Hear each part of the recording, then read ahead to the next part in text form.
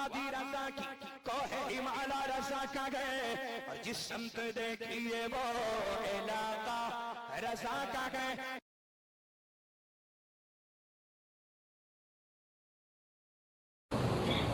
السلام علیکم ورحمۃ اللہ وبرکاتہ.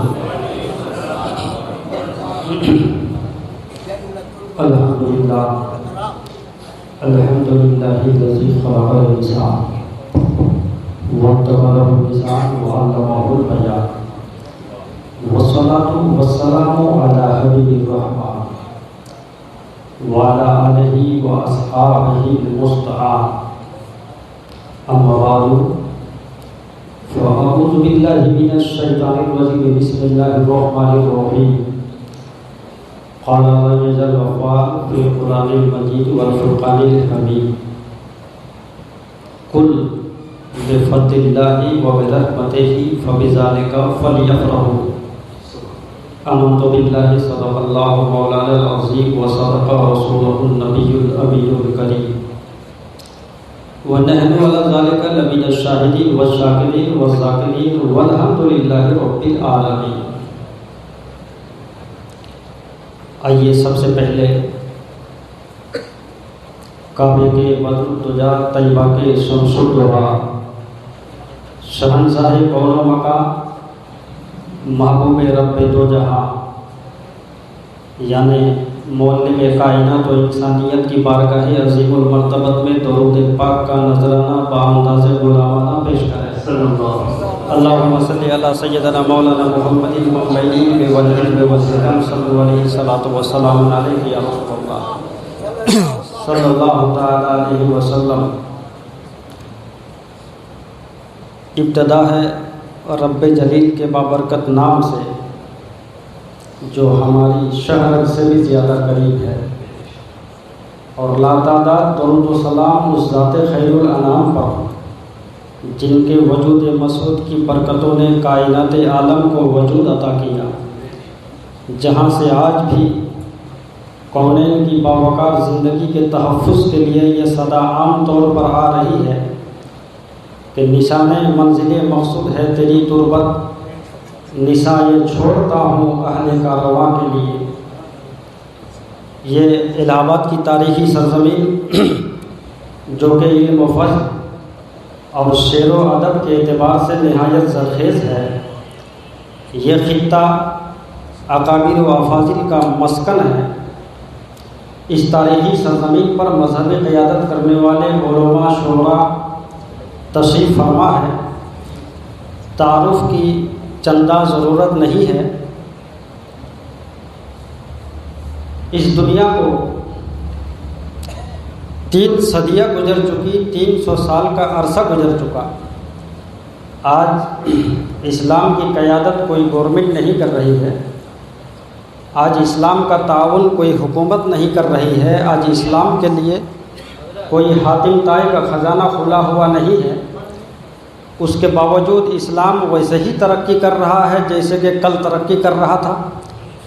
اسلام ویسے ہی آگے بڑھ رہا ہے جیسے کہ کل پروان چڑھ رہا تھا. کبھی آپ نے سوچا؟ جہاں تک میرا قوت حافظہ رفاقت کر رہا ہے وہ یہ کہ بر صغیر ہند و پاک پر تقریباً 300 سال سے ان مدارس نے اسلام کو بچا کے رکھا ہے. 300 سال سے بچا کے رکھا ہے. ورنہ جہاں پر مدارس بند ہے، درسگاہیں بند ہے، جا کر کے دیکھ لیجئے. بخارا چلے جائیے، سمرقند چلے جائیے، بلکان کی ریاستوں میں جا کے دیکھ لیجئے، بلغاریہ، البانیہ جا کے دیکھیے، وہاں مدارس بند ہیں. دین ختم ہے. دین ختم ہونے کی وجہ دس از دا ریلیجیس ریجن یہ ہے کہ وہاں درسگاہیں بند ہیں، مدرسہ بند ہے.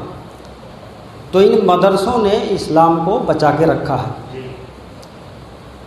رہ گئی بات اسلام و مسلمین کو دیکھنے کی، تو جو لوگ دور سے دیکھتے ہیں وہ سمجھ نہیں پاتے. ظاہر سی بات ہے، سب جانتے ہیں کہ سورج بہت بڑا ہے، دور سے دیکھو گے تو چھوٹا ہی تو نظر آئے گا.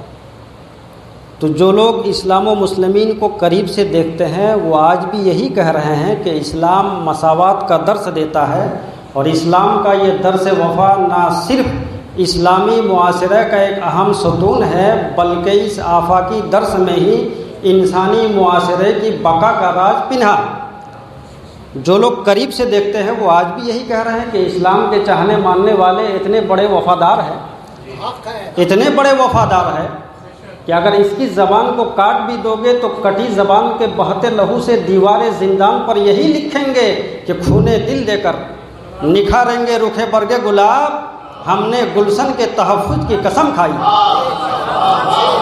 تو جو لوگ قریب سے دیکھتے ہیں ان کے دل کی دنیا بدلتی ہوئی نظر آ رہی ہے۔ مثلاً سونیتا ولیم، یوٹیوب سرچ کیجیے سب مل جائے گا آپ کو۔ جب یہ چاند پر گئی تھی تو اس نے دیکھا زمین کی طرف، پوری زمین تاریکی، پوری زمین میں سیاہی، زمین کے ہر کارنر میں اندھیرا، ہر گوشے میں اندھیرا، مگر زمین کے قرہ میں دو جگہ ایسی نظر آئی جہاں سے روشنی کی کرن پھوٹ پھوٹ کے نکل رہی تھی اور چاند تک پہنچ رہی تھی۔ اس نے سوچا کہ ہو سکتا ہے یہ چمکنے والی جگہ واشنگٹن کی ہو، یا ہو سکتا ہے یہ چمکنے والی جگہ پیرس کی ہو یا لندن کی ہو، مگر شٹر لائٹ کے ذریعے جب وہ نیچے آئی اور جب اس نے ورلڈ کا میپ نکالا اور اپنا ٹیلی اسکوپ نکالا، وہ ٹیلی اسکوپ نہیں جو چار مینار بازار میں ملتا ہے، وہ ٹیلی اسکوپ جو امریکہ کے ناسا جیسے ادارے کے پاس ہے، اس کی مدد سے اس نے یہ فائنڈ آؤٹ کیا کہ یہ چمکنے والی جگہ واشنگٹن کی نہیں ہے، یہ چمکنے والی جگہ شکاگو کی نہیں ہے، یہ چمکنے والی جگہ پیرس کی نہیں ہے، یہ چمکنے والی جگہ لندن کی نہیں ہے، یہ چمکنے والی جگہ مسلمانوں کے نبی کا ایک مکۃ المکرمہ ہے، دوسری جگہ مدینہ المنورہ ہے۔ یہ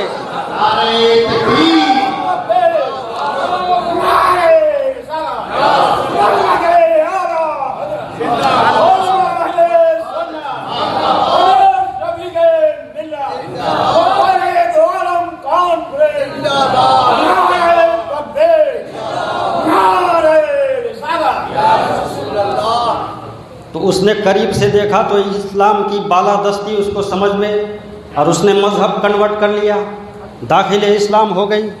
پہلے 4 مصرے آپ کے گوش گزار کر دوں پھر آگے بڑھو۔ مریض عشق کو کھا کے شفا تقسیم کرتا ہے، مریض عشق کو کھا کے شفا تقسیم کرتا ہے، مدینہ میرے آقا کا دوا تقسیم کرتا ہے، مدینہ میرے آقا کا دوا تقسیم کرتا ہے۔ اور جھلستا ہے بدن جب گرمیوں کے سخت موسم میں، جھلستا ہے بدن جب گرمیوں کے سخت موسم میں، مدینہ شہر ہی ٹھنڈی ہوا تقسیم کرتا ہے، مدینہ شہر ہی ٹھنڈی ہوا تقسیم کرتا ہے۔ اور مدینے سے خزانہ عشق کا، مدینے سے خزانہ عشق کا آتا ہے بھارت میں، اسے بریلی کا امام احمد رضا تقسیم کرتا ہے، اسے بریلی کا۔ ہم لوگ جس وطن میں رہتے ہیں یہ ہمارا وطن عزیز جو کہ مختلف مذاہب اور لاتعداد ثقافتوں کا پرامن خطہ ہے۔ اس انڈیا میں تقریباً 1000 سال تک مسلم حکمرانوں نے حکومتیں کی۔ بابر کی ہیبت کو کون نہیں جانتا، اکبر کی ہیبت سے کون واقف نہیں۔ شمشیر آبدار کی جھنکار آج بھی تاریخ میں ہمیں صاف سنائی دیتی ہے۔ بہادر محمد شاہ ظفر کی بہادری پہ کس کو شک ہے؟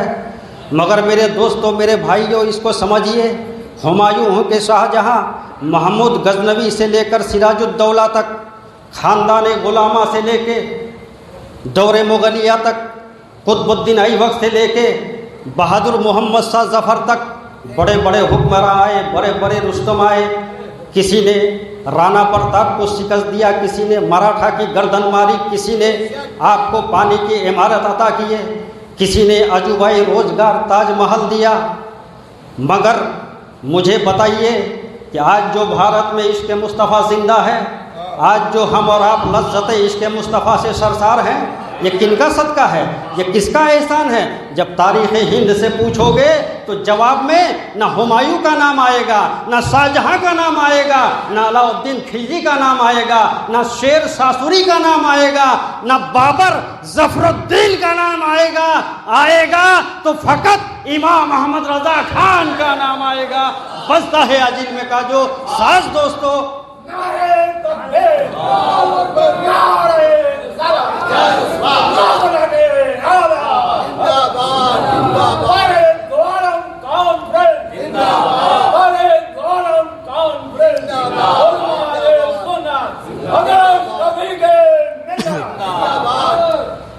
اعلیٰ حضرت اپنے مضبوط علم و فکر اور محفوظ علم و عشق اور مستحکم شعور و ادراک کی بنیاد پر پورے عہد 1856 ہجری سے لے کر 1921 عیسوی پر چھائے رہے۔ عقل کو حیرت میں ڈالنے والی بات یہ ہے کہ اعلیٰ حضرت تنہا جتنے علوم و فنون پر مہارت تامہ رکھتے تھے اتنے علوم و فنون آج دنیا کے کسی ایک یونیورسٹی میں پڑھائے نہیں جاتے۔ فتاوی کے میدان میں دیکھ لیجئے تو انفرادی حیثیت رکھتے ہیں، نعت گوئی کے میدان میں دیکھ لیجئے تو انفرادی حیثیت رکھتے ہیں۔ مجھے ایک بات بتاؤ، نعت پڑھنا سب سے پہلے کس نے سکھایا؟ کیا امرؤ القیس نے سکھایا؟ کیا متنبی نے سکھایا؟ کیا غالب نے سکھایا؟ کیا اقبال نے سکھایا؟ نہیں، سب سے پہلے نعت پڑھنا خدائے قدیر نے سکھایا، رب العالمین نے سکھایا۔ تو امرؤ القیس، متنبی، طرفہ، نابغہ، غالب، اقبال، یہ بہت بڑے شاعر کا نام ہے۔ ان شعراء کے کلام کو ایک پلے میں رکھو اور امام محمد رضا خان فاضل بریلوی کی نظم مصطفیٰ جان رحمت پہ لاکھوں سلام کا ایک مصرع ایک پلے میں رکھو۔ محمد حسین دیناجپوری کا دعویٰ یہ ہے کہ تمام شعراء کے کلام مغلوب ہو جائیں گے مگر امام محمد رضا خان فاضل بریلوی کی نظم مصطفیٰ جان رحمت پہ لاکھوں سلام کا ایک مصرع سب سے بھاری نظر آئے گا۔ بجتا ہے عجیل میں کا جو ساز دوستو، یہ بھی اسی جرس کی ہے آواز دوستو۔ اور فتاوی کے میدان میں دیکھ لیجئے آپ کے فتاوی کی مقبولیت کا یہ عالم کہ اپنے تو اپنے اغیار بھی استفادہ کرنے پر مجبور ہیں۔ آپ کے فتاوی کی ہمہ گیری و جامعیت پر اس سے بڑھ کر دلیل کیا ہوگی کہ وہ پانی جس سے وضو کا جواز ثابت ہے اس کی آپ نے 160 قسم، اور وہ پانی جس سے وضو کا عدم جواز ثابت ہے اس کی آپ نے 146 قسم بالتفصیل بیان فرمائی۔ اسی طرح جن چیزوں سے تیمم جائز ہے اس کی آپ نے 181 قسم واضح فرمائی۔ اعلیٰ حضرت کے علمی فضل و کمال کا سورج افق عالم پر روشن تھا۔ اب اعلیٰ حضرت کے ایک عاشق صادق کا چہرہ دکھا دو اور اس انداز سے دکھا دو کہ جن کی ایک ایک جنبش اتباع رسول کا پتہ دے، جن کے قلب کے ہر گوشے میں محبت رسول کی فانوس روشن ہو، زندگی کا ہر حصہ اور حیات کا ہر شعبہ مصطفیٰ جان رحمت صلی اللہ علیہ وسلم کی فرما برداری کا پیغام سنائے، نظر کا ہر اشارہ اتباع رسول کا ثبوت پیش کرے، اسی ذات کو عاشق اعلیٰ حضرت، اور جو جاہلوں کو عالم بنا دے، عالموں کو بعمل بنا دے، گناہوں کے سیلاب میں بہنے والوں کو نکال کر شریعت کے محفوظ کنارے پر پہنچا دے، اسی ذات کو عاشق اعلیٰ حضرت، شان افتاح، نازش و علم و فن، استاذ العلماء، حضور شفیع کے ملت کہا جاتا ہے۔ حضور شفیع کے ملت نے ہمیں اور آپ کو کیا نہیں دیا؟ تقویٰ دیا، پرہیزگاری دیا، پاکیزہ احساس دیا، شعور دیا، جامعہ دارالسلام دیا، دارالعلوم افضل المدارس دیا، تصانیف کثیرہ دیا، اما غداروں کو وفادار بنا دیا اور وفاداروں کو دیوانائے محبوب پروردگار بنا دیا۔ نعرہ تکبیر، نعرہ رسالت، اعلیٰ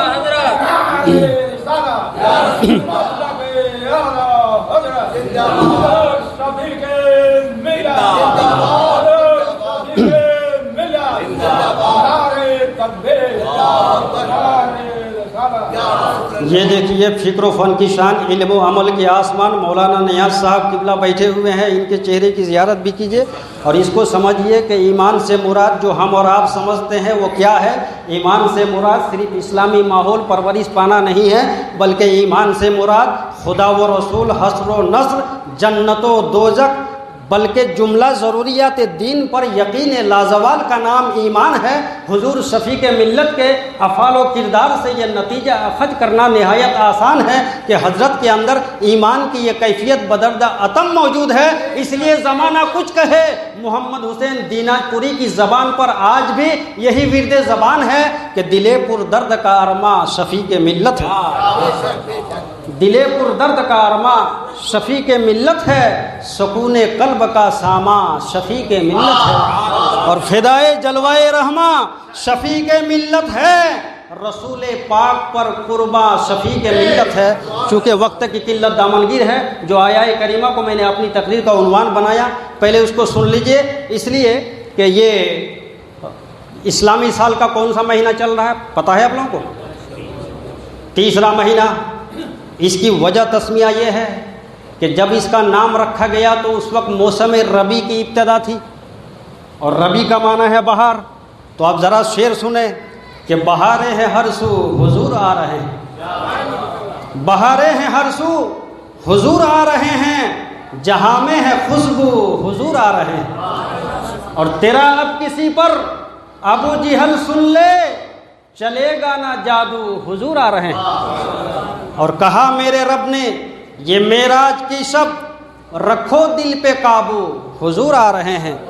یہ مہینہ خیرات و برکات اور سعادتوں کا منبع ہے، اس لیے کہ اس مہینے کی 12ویں تاریخ کو اللہ تعالیٰ نے اپنے فضل و کرم سے نبی کونین کو پیدا فرما کر نعمتوں کی بارش برسائی۔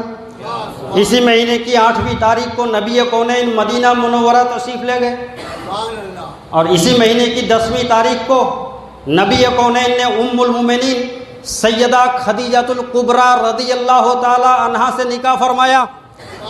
مشائخ اعظام علماء کرام فرماتے ہیں کہ نبی کونین کے وقت ولادت باسعادت لیلۃ القدر سے بھی افضل ہے، کیونکہ لیلۃ القدر میں فرشتے اترتے ہیں، ملائکہ نازل ہوتے ہیں، مگر اس مہینے میں تو خود نبی کونین تشریف لائے، جو کہ وجہ وجود کائنات ہے، باعث تخلیق کائنات ہے۔ جو نہ ہو پھول تو بلبل کا ترنم بھی نہ ہو، چمن دہر میں کلیوں کا تبسم بھی نہ ہو، وہ نہ ساقی ہو تو پھر میں بھی نہ ہو، تم بھی نہ ہو، بزم توحید بھی دنیا میں نہ ہو، تم بھی نہ ہو، خیمہ افلاک کا اشتدا اسی نام سے ہے، نبض ہستی تپش آمادہ اسی نام سے ہے، قوت عشق سے ہر پست کو بالا کر دے، دہر میں اسم محمد سے اجالا کر دے، کوئی پیدا نہ ہوتا عالم ایجاد میں سرور، زمین پر سرور عالم اگر پیدا نہیں ہوتے۔ تو ترجمہ سن لیجئے، اس کے بعد بیٹھ جاتا ہوں۔ رب کا اعلان سنو سارا مسلمان، کل بے فضل اللہ ہے، اے مصطفیٰ کہہ دیجئے کہ اللہ کے فضل اور اس کی رحمت ملنے پر خوشی مناؤ۔ تو اس آیت سے ثابت ہوا کہ اللہ کے فضل و رحمت پر خوشی کا اظہار کرنا یہ حکم الہی ہے۔ تو ہم لوگ تو حکم الہی کو مانتے ہیں، خوشی مناتے ہیں میلاد النبی، نبی کی پیدائش، میلاد عربی میں پیدائش کو میلاد کہتے ہیں، سمجھ رہے ہیں نا؟ لیکن جو لوگ خوشی نہیں مناتے ہیں وہ کس کا حکم مان رہا ہے، کس کی اتباع کر رہا ہے؟ اور جس کی اتباع کر رہا ہے اس کے گرو کا ٹھکانہ کہاں ہے، ذرا دیکھ لیجئے۔ اللہ نے جب ابلیس کو اپنی رحمت سے دور کیا تو جانتے ہو اس نامراد نے جاتے وقت کیا کہا تھا؟ جو کچھ کہا تھا وہ کلام فصاحت و بلاغت کے حوالے سے سنیے۔ ابلیس نے کہا تھا قالا فبعزتک لاغوینہم اجمعین الا عبادک منہم المخلصین، تیری عزت کی قسم میں سب کو گمراہ کروں گا مگر ان میں جو تیرے چنے ہوئے بندے ہیں، جو مخلص بندے ہیں۔ رب نے فرمایا کالا فالحق والحق اقول لاملان جہنم منک وممن تبعک منہم اجمعین۔ رب نے فرمایا تو سچ یہ ہے، میں سچ ہی فرماتا ہوں کہ میں ضرور جہنم بھر دوں گا تم سے اور ان تمام لوگوں سے جو تیری پیروی کرے گا۔ تو ابلیس کی جو پیروی کر رہا ہے وہ اپنا ٹھکانہ دیکھ لے۔ حضرات ہمارے نبی کی شان دیکھیے، 1,24,000 کم و بیش انبیاء کرام اس خاکدان گیتی میں تشریف لائے۔ حضرت آدم آئے تو بشر پہلے، نبی بعد میں۔ حضرت نوح آئے، بشر پہلے نبی بعد میں، حضرت زکریا بشر پہلے نبی بعد میں، حضرت سلیمان بشر پہلے نبی بعد میں، حضرت داؤد بشر پہلے نبی بعد میں، مگر ہمارے نبی انقلابی حیثیت سے تشریف لا رہے ہیں تو نبی پہلے بشر بعد میں، نبی پہلے انسان بعد میں۔ یہ حقیقت ہے، کوئی خواب نہیں، مصطفیٰ کا کوئی جواب نہیں۔ بولنے میں سبقت لسانی کے بنیاد پر غلطی ہو گئی ہو، آپ سب کو گواہ بنا کر اپنے رب کے حضور توبہ کرتا ہوں۔ استغفر اللہ استغفر اللہ استغفر اللہ ربی من کل ذنب واتوب الیہ۔ اسلام زندہ باد، فیضان شفیق ملت پائند آباد۔ السلام علیکم